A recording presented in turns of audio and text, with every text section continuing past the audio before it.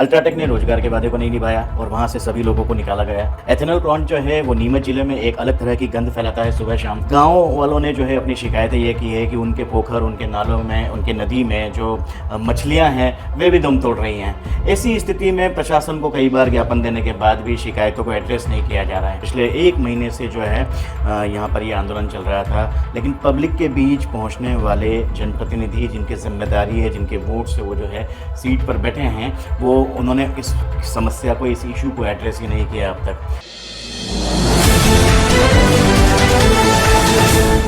नमस्कार, मैं हूं कपिल सिंह चौहान और आप देख रहे हैं द वॉचमैन पोस्ट।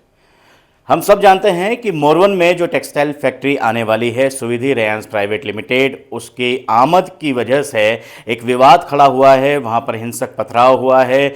ग्रामीण चाहते हैं कि वो फैक्ट्री ना लगे और शासन चाहता है फैक्ट्री के लगने से ग्रामीणों का नुकसान नहीं बल्कि फ़ायदा होगा।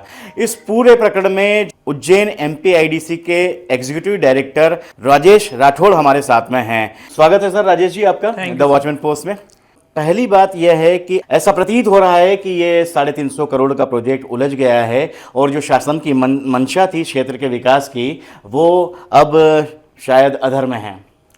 देखिए, सामान्यतः जब भी परिवर्तन होता है, कुछ चीज़ें होती है तो लोगों की आशंकाएं होना स्वाभाविक है। तो सुविधि रेयान एक बहुत अच्छा प्रोजेक्ट है नीमच के पॉइंट ऑफ व्यू से, मोरवन के पॉइंट ऑफ व्यू से। और टेक्सटाइल इंडस्ट्री है, काफ़ी अच्छी इंडस्ट्री, इसमें रोजगार के अवसर काफ़ी सृजित होते हैं और जो महिला शक्ति है उनको भी काफ़ी अवसर मिलता है गरिमापूर्ण तरीके से अपना काम और रोजगार करने का। तो इसमें जो आशंकाएं हैं वो निराधार है और तथ्यों से परे है। और इसी कारण जो भी घटनाएं हुई है, चाहे उसका लोगों की अल्प जानकारी का मिसयूज़ करके उसको लॉ एंड ऑर्डर का सिचुएशन के क्रिएट करने का प्रयास किया गया है, तो हमारा और जिला प्रशासन का यही प्रयास रहा था कि तथ्यों के साथ ग्रामीणों के बीच में जाया जाए, उनको स्थिति सारी बताई जाए। और कल काफ़ी सकारात्मक मीटिंग रही। जब सारे तथ्य और फैक्ट्स ग्रामीणों के सामने रखे गए तो वो खुद उन्होंने इस जो भी घटना हुई है उसकी निंदा की उन्होंने और एक्सेप्ट किया कि ये नीमच की संस्कृति के अनुकूल नहीं है और हम सब सहयोग करेंगे मोरवन के और नीमच के विकास में। हम सब आपके साथ हैं, प्रशासन के साथ। ग्रामीणों का एक संदेह है या उसमें कुछ सच्चाई भी है, चरागाह की भूमि सर कैसे उद्योग के लिए दे दी गई है?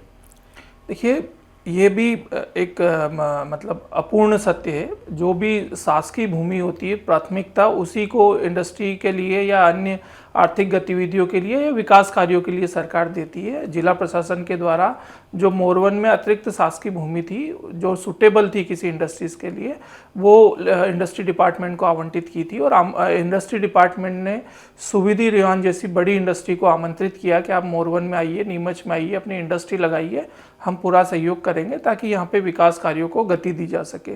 तो जो अतिरिक्त शासकीय भूमि थी उसी को ही आवंटित किया गया है और वो वहाँ पर कोई बहुत यूज़फुल जगह नहीं थी, पथरीली जगह है, वहाँ पे कोई वेजिटेशन भी नहीं है।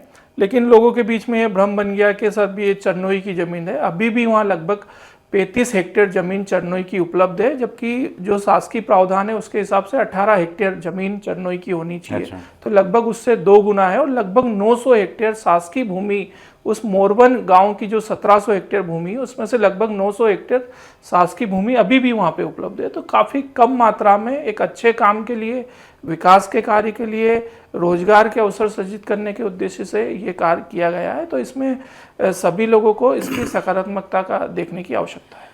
मोरवन डैम जब बना था और मोरवन डैम को जो है इसके लिए सुरक्षित किया गया है कि भाई उसका जो पानी है वो सिंचाई के लिए और पेयजल के लिए ही उपलब्ध हो गया। अब ये शासन अपना वादा तोड़ रहा है।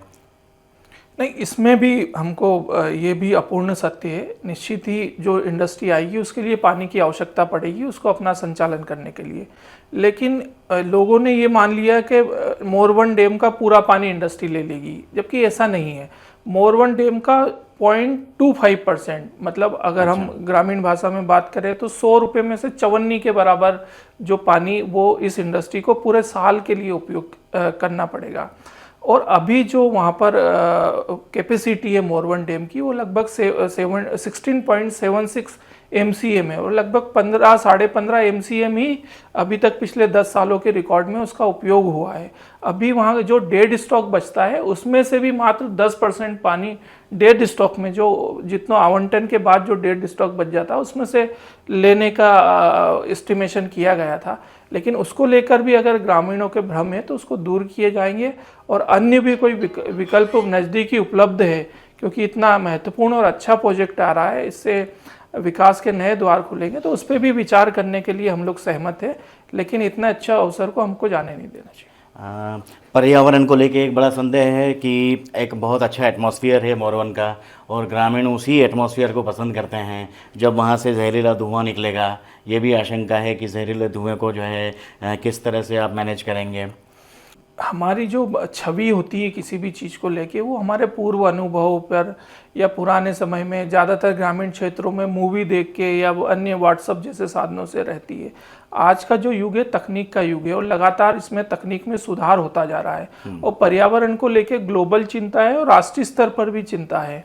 तो पर्यावरण के नाम पर हम विकास कार्यों को बाधित कर दे बिना ये जाने कि सही में इससे पर्यावरण को हानि होगी कि नहीं होगी, ये भी एक चिंतनीय विषय है। हमने कल ये एश्योर किया और with fact with technology, PCB के अधिकारी भी मेरे साथ थे, उन्होंने एश्योर किया है कि भाई इसमें ZLD का प्रोविज़न 100% है। एक बड़ी मेगा इंडस्ट्रीज़ है, इनको कंप्लायंस करना ही पड़ता है, बड़ी इंडस्ट्री है तो उनके लिए ग्लोबल जो उनके बायर्स हैं उनके लिए भी ऑर्डर लेने के लिए कंप्लायंस करना पड़ता है और गवर्नमेंट का भी उनके ऊपर दबाव रहता है, चाहे पीसीबी हो चाहे सेंट्रल पीसीबी हो, सबका उनके ऊपर दबाव रहता है, तो उनको कंप्लायंस करना पड़ता है। और जो ZLD टेक्निक है वो बहुत आधुनिक टेक्निक है और उसमें लगातार सुधार होता जा रहा है। तो जीरो लिक्विड डिस्चार्ज, एक बूंद भी पानी वहाँ से बिना ट्रीटेड फैक्ट्री से बाहर नहीं जाएगा, उसी को वो रिसाइकल करके उपयोग करेंगे। और अगर मान लीजिए इतना सब होने के बाद, इतना सिस्टम लगाने के बाद भी अगर कोई किसी की शिकायत आएगी तो पीसीबी है, जिला प्रशासन है, जनप्रतिनिधि है, मीडिया है, NGT का प्रावधान है, हाई कोर्ट है, सुप्रीम कोर्ट है, बहुत सारे विकल्प हम लोगों के पास, आम जनता के पास, प्रशासन के पास उपलब्ध है। आमतौर पर पब्लिक का ये रहता है एक बार कि जब फैक्ट्री लग जाती है तो चूंकि फैक्ट्री मालिक होते हैं, ये सब रसूखदार होते हैं, प्रशासन में और जनप्रतिनिधियों के बीच इनकी पैठ होती है, तो फिर उनकी सुनवाई नहीं होती, उनके उचित प्लेटफॉर्म नहीं मिलता। ये इसमें वास्तविकता कम है, पूर्वाग्रह ज़्यादा है। देखिए NGT जैसा बहुत प्रोएक्टिव संस्थान है, हाई कोर्ट सुप्रीम कोर्ट में आम से आम आदमी जाके कर सकता है। और मैं, आप भी अन्य राज्यों में घूमते रहते होंगे, मैं भी अन्य राज्यों में जाता हूं, तो मैं प्राउडली कह सकता हूं कि मध्य प्रदेश का सिस्टम जितना रिस्पॉन्सिव है उतना सिस्टम कहीं भी रिस्पॉन्सिव आपको नहीं मिलेगा। चाहे प्रशासन हो, यहाँ के जनप्रतिनिधि बहुत अच्छे हैं, तत्काल रिस्पॉन्स करते हैं, यहाँ की मीडिया बहुत गंभीर है, तो हर सेक्टर अन्य राज्यों की तुलना में बहुत अच्छे रिस्पॉन्स। ठीक है, बिल्कुल अच्छी बात है। आपने कहा कि ये जो बड़ा रिस्पॉन्सिव सेटअप है मध्य प्रदेश का, जनप्रतिनिधियों की बात भी उचित नहीं है क्योंकि पिछले 1 महीने से जो है यहाँ पर ये आंदोलन चल रहा था, लेकिन पब्लिक के बीच पहुँचने वाले जनप्रतिनिधि जिनके जिम्मेदारी है, जिनके वोट से वो जो है सीट पर बैठे हैं, वो उन्होंने इस समस्या को, इस इशू को एड्रेस ही नहीं किया अब तक। तो MPIDCB और फैक्ट्री जब लग रही थी तब क्या कि इस इशू पर जो है गांव की सभा को, ग्राम पंचायत को, गांव वासियों को जो है समझाने में असफल रही? देखिए, निश्चित ही इसमें बहुत अर्ली स्टेज में बहुत आशंकाएं हो गई और बहुत इसको गलत रूप ले लिया। लेकिन प्रशासन और MPIDC लगातार, जो वहाँ के प्रमुख लोग हैं जो इसमें आंदोलन में सक्रिय रूप से भाग ले रहे थे, उसको नेतृत्व कर रहे थे, उनके संपर्क में थे। मैं लगभग 6-7 दिन पहले भी यहाँ पे आया था और एक खुली ग्राम सभा में, ग्राम पंचायत के अंदर हमारी मीटिंग हुई थी। जितने भी लोग यहाँ पर इसमें जुड़े हैं इस धरना प्रदर्शन से, उन सबसे हमारी बात हुई थी और तथ्यों के साथ बात हुई थी। और इस बात पे भी सहमति बनी थी कि ये जो इंडस्ट्री आ रही है, सेम इंडस्ट्री की हम आपको विजिट करा देते हैं ताकि आप प्रत्यक्ष देख सकेंगे और प्रत्यक्ष को प्रमाण के आप सीधा देखेंगे तो आपको क्लियर हो जाएगा कि किस तरह की व्यवस्थाएं यहाँ पे लगेगी। और उन लोगों ने हमको सहमति भी दी थी कि सर हम आपस में चर्चा करके एक लिस्ट बना लेते हैं और तिथि निर्धारित कर लेंगे कि कहाँ चलना है, कब चलना है। ये बात हमारी चली रही थी, हम लगातार संवाद में थे। और अभी वहाँ पर सिर्फ बाउंड्री वॉल का काम चल रहा है, जो फेंसिंग होती एरिया की, वो काम चल रहा है, जिसमें पत्थर से, सीमेंट से उसकी बाउंड्री बनाई जा रही है। ऐसा वहाँ कोई अभी निर्माण कार्य नहीं हो रहा है, ना अभी कोई मोरवन डैम से पानी लिया गया है, ना कोई वहाँ पे अभी कोई मशीन आई है या कोई स्ट्रक्चर खड़ा किया गया है। जो आगे की प्रक्रिया है वो सब होगी, आप खुद देखेंगे कि सारी चीज़ें पब्लिक डोमेन में होगी, सबके साथ चर्चा करने के बाद की जाएगी। लेकिन बहुत अर्ली स्टेज में इसने अलग रूप ले लिया और फिर जो बीच में कुछ शरारती तत्वों ने इसको हिंसक रूप दे दिया, तो वो दुखद घटना है। और अभी जो कल हमारी विस्तृत मीटिंग हुई है उसके बाद सभी पक्षों ने ये सहमति बताई है कि हाँ साहब, हमारे पास पर्याप्त विकल्प है और हम बातचीत करके ही इस चीज़ का समाधान करेंगे और विकास कार्यों में हम मान लीजिए कि पानी की कमी होती है किसी वर्ष, और ऐसी स्थिति में आगे पानी की मतलब जो कमी होगी तो क्या प्रायोरिटी रहेगी प्रशासन की, और पानी के लिए कोई वैकल्पिक और प्रबंध किए जा रहे हैं? जो प्रशासन है या सरकार है उसका एसओपी डिसाइडेड रहता है। पानी का जो उपयोग का क्रम है उसमें सबसे पहले प्राथमिकता दी जाती है पेयजल को। पेयजल के लिए सारी चीज़ों को छोड़ दिया जाता है। दूसरी महत्वपूर्ण प्राथमिकता रहती है किसान को और सिंचाई की सुविधाओं को लिए। अगर ये दो चीज़ें हैं तो इनके लिए बाकी सारी प्राथमिकताएं गौण हो जाती है। इसके बाद अगर पानी बचता है तो फिर वो इंडस्ट्री या अन्य आर्थिक गतिविधियों में दिया जाता है। ये निश्चित फिक्स्ड एसओपी है। तो जब भी ऐसा होगा, मेरे पास तो मैंने पिछले 10 सालों का डेटा एनालिसिस किया है, ऐसी कभी स्थिति ईश्वर की कृपा से कभी निर्मित हुई नहीं है, लेकिन कभी ऐसी स्थिति निर्मित होगी तो सबसे पहली प्राथमिकता पेयजल को रहेगी, दूसरी प्राथमिकता कृषि को रहेगी। और ऐसे उदाहरण है, पूर्व उदाहरण के, कभी ऐसी स्थिति बनी है कहीं अन्य जगह पे तो इंडस्ट्रीज को शट डाउन किया गया है, बोला गया है कि अभी आप प्रोडक्शन बंद करिए, फिर करेंगे हम। यहाँ पे मैं एक चीज पे और आपका ध्यान आकर्षित करना चाह रहा हूँ कि मोरवन को लेके जो स्ट्रेस है वो बहुत जल्दी आगे 2-4 सालों में कम होने वाला है। 2-3 बड़ी प्रोजेक्ट यहाँ पर पाइपलाइन में है, जिसमें एक है नीमच जावत सिंचाई परियोजना, लगभग 1,08,000 हेक्टेयर क्षेत्र में उससे सिंचाई हो सकेगी। नीमच जावत सिंगोली का जो एरिया है, बिल्कुल उससे हो सकेगा। दूसरा जो है वो है जो जल जीवन मिशन में, जिसमें पेयजल की समस्या का अगले 1-2 सालों में 100% चाहे ग्रामीण क्षेत्र हो चाहे शहरी क्षेत्र हो उसका निराकरण हो जाएगा। तो इससे मोरवन पे जो कैपेसिटी है, उस पे जो स्ट्रेस है वो और कम हो जाएगा। अभी भी वहाँ जल उपलब्ध है, पर्याप्त जल उपलब्ध है, लेकिन और इससे और रिलैक्स हो जाएगा। एक और महत्वपूर्ण चीज़ है वो है जो मोरवन डैम की नहरें हैं उनका पक्का करना। उनको अभी कच्ची होने की वजह से लगभग 2 MCM पानी का लॉस हो रहा है, तो वो उनको पक्का हो जाएगी अगली 2 सालों में। लगभग 7 करोड़ का प्रोजेक्ट है। तो जो 2 MCM बचेगा सब सैंक्शन है और काम होना है। इसमें मतलब ये वैसी चीज नहीं है कि अभी घोषणा नहीं है, सब सैंक्शन हो गई है और काम होना है। और 2 MCM जो पानी बचेगा उसका भी मात्र 10% सुविधा रियोन के लिए लिया जाएगा और लगभग 2000 लोगों को डायरेक्ट रोजगार मिलेगा। 2000 परिवार के चूल्हे इस फैक्ट्री से चल सकेंगे और अप्रत्यक्ष तो लगभग 5000 लोगों को रोजगार मिलने की संभावना है। तो बहुत अच्छा प्रोजेक्ट है। लोगों में आशंकाएं इसलिए भी है क्योंकि नीमच जिले में जितनी फैक्ट्रीज यहाँ पे है, अल्ट्राटेक सीमेंट्स हैं या मिस्टर कैलाश धानुका का एथेनॉल प्लांट्स हैं, अल्ट्राटेक ने रोजगार के वादे को नहीं निभाया और वहाँ से सभी लोगों को निकाला गया, ठीक है, और सारी ठेका पद्धति पे गया। एथेनॉल प्लांट जो है वो नीमच ज़िले में एक अलग तरह की गंध फैलाता है सुबह शाम, और जो पास में कोई नदी नाले जा रहे हैं तो गांव वालों ने जो है अपनी शिकायतें ये की है कि उनके पोखर, उनके नालों में, उनके नदी में जो मछलियां हैं वे भी दम तोड़ रही हैं।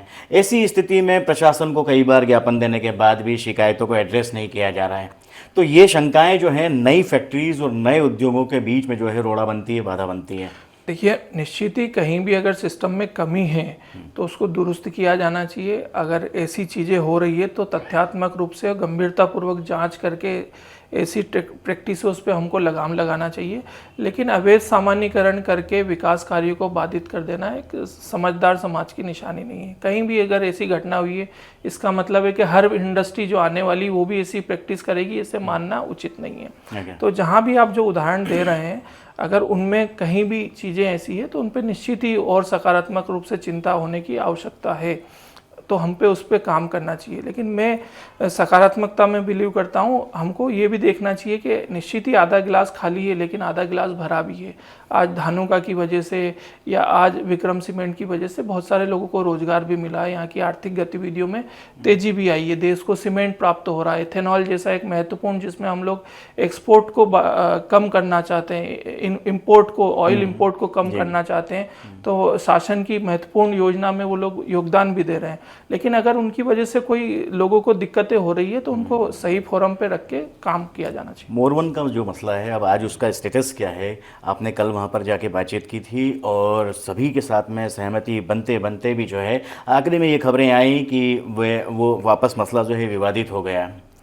कल काफ़ी सकारात्मक चर्चा हुई, लगभग 4 घंटे हमने साथ में बैठ के सभी लोगों ने वहाँ के स्थानीय प्रबुद्धजन भी थे, जनप्रतिनिधि भी थे और ग्रामीण भी थे, उनसे बात की, उनकी चिंताएं क्या है, उनके चिंताओं के आधार क्या हैं वो समझे। हमने हमारे डाटा उनको पूरा रखा, चाहे मोरवन डैम का पिछले 10 सालों का डेटा हमने रखा, जल जीवन मिशन जो मैं बता रहा हूँ उसका, जो आगामी योजनाएं आ रही है उनका, फैक्ट्री के लिए कितना पानी चाहिएगा उनका सब डेटा हमने, चरनोई भूमि का हर डेटा, रेवेन्यू रिकॉर्ड उनके सामने गूगल पे दिखा दिखा के उनको बताया ताकि उनका विश्वास स्थापित हो सके। तो वो काफ़ी उससे खुश दिखे और संतुष्ट दिखे और लास्ट में सभी लोग सहमत हो गए। और अभी रात को ही मुझे लेट नाइट सूचना मिली है कि जो रात कल हमारी जिन चीज़ों पे सहमति बनी थी और वो सभी सहमति पे, उन सभी विषयों पे जो ग्रामीण है उन्होंने अपनी सहमति दी है। अच्छा। और जो घटना हुई है परसों उस पर भी उन्होंने खेद व्यक्त किया है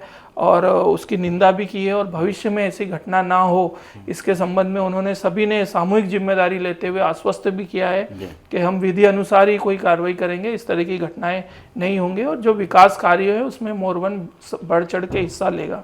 प्रशासन की तरफ से या उद्योग विभाग की तरफ से उनकी जो आशंकाएं थी हमने भरसक प्रयास किया है कि उनका निराकरण किया जा सके। उनकी 2-3 चीज़ें थी कि स्थानीय लोगों को रोजगार दिया जाए, हमने उससे सहमति दी है। दूसरी चीज़ थी कि चरनोई की भूमि जो बाकी है उसको इंटेक्ट रखा जाए, हमने उसमें भी सहमति दी है और वो रहेगी सही, वो भ्रांति है रहेगी उसमें। तीसरा उनका ये था कि प्रदूषण ना हो ये सुनिश्चित किया जाए, तो वो भी हमने उनको बोला है कि प्रदूषण नहीं हो और मोरवन बांध के अलावा अन्य जो भी विकल्प उपलब्ध है उन पे विचार किया जाए। हमने सभी चीज़ों में उनको सहमति दी, तो अभी निराकरण हो गया उसका। जी, thank you so much sir. ये थे राजेश राठौर जो कार्यकारी संचालक हैं MPIDC के, और आपसे जो बात करके हमें लगा है कि निश्चित रूप से जो एश्योरेंस और आपके द्वारा जो वादे किए जा रहे हैं उसमें मोरवन के ग्रामीणों का जो हित है वो सर्वोपरि रखा जाएगा। मैं हूं कपिल सिंह चौहान और आप देख रहे थे द वॉचमैन पोस्ट। धन्यवाद।